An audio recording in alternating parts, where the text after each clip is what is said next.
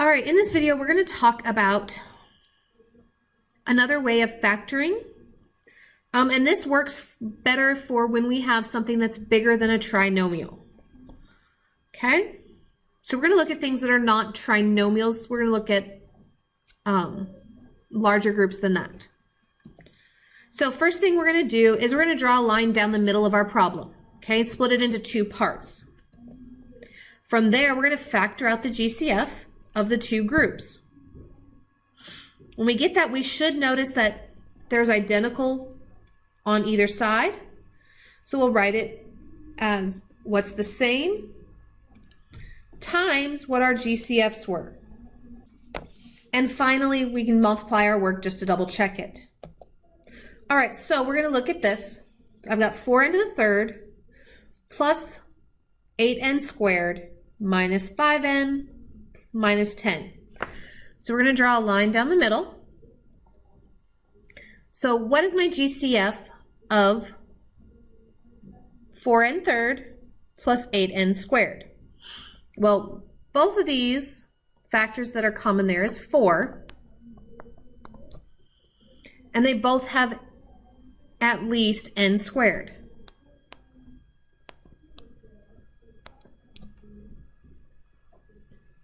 So once we divide that out, we get 4n squared times n plus 2. Okay, now we're going to work the same in the second one. I've got negative 5n minus 10. Well, greatest common factor between those is 2. But since both of them are negative, I'm going to take out a negative 2. It will just make it nicer in the long run, and you'll see why here in a second. Well, 5 divided by, sorry, not 2, 5.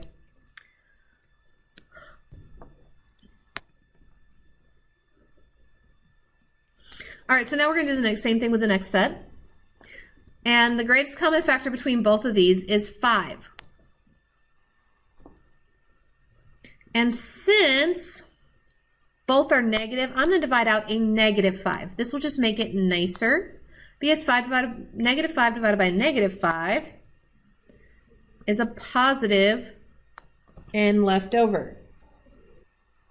Okay? And negative 10 divided by negative 5 is a positive 2. So now notice that I've got n plus 2 here, and I've got n plus 2 here.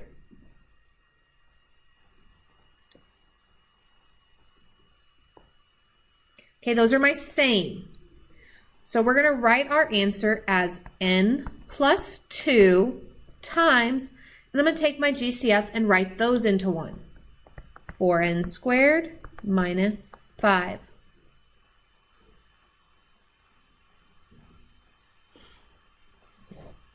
And there's my answer. Okay, let's look at another one. I've got 6n to the third minus 16x squared plus 15x minus 40. Okay, so first thing we do is we draw our line down the middle, find our GCF of the left side and then the GCF of the right. All right, so common factors of 6 and 16 are 2. They both have x squared at least, or our smallest exponent is x squared. So on this one we get 2x squared times, okay, 6x to the third minus 2x squared, or minus divided by, gives me 3x cubed, or 3x. I can't talk today, I'm sorry. Then we're going to minus, well, 16 x squared divided by 2x squared is 8x, or sorry, 8, not 8x. Whew. Then we're going to work the other side. Well, both of these have 5 in common. So we're going to do 15x divided by 5 is 3x. 40 divided by 5 is 8. So again, notice we've got 3x minus 8 as our same. And then our GCF is 2x squared plus 5. All right, I'll do one more example. So again, drawing my line down the middle. Okay, greatest common factor between 6x cubed and negative 2x squared is 2x squared.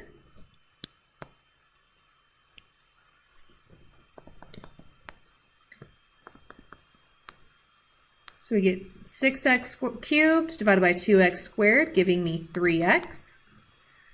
Since those are the exact same, it becomes 1. Then looking at the right side, our GCF. Now on this one, we're going to have to, figuring out my GCF is 4.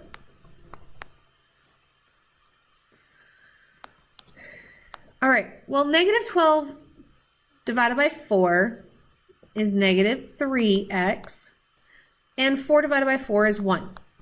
Okay, so notice here,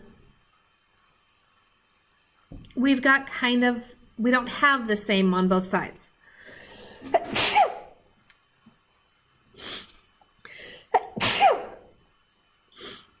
Okay, but let me try one thing and we'll see if this fixes it. What if I make this a negative? What happens then? Well, negative 12 divided by negative 4 becomes a positive 3, and 4 divided by negative 4 becomes a negative 1.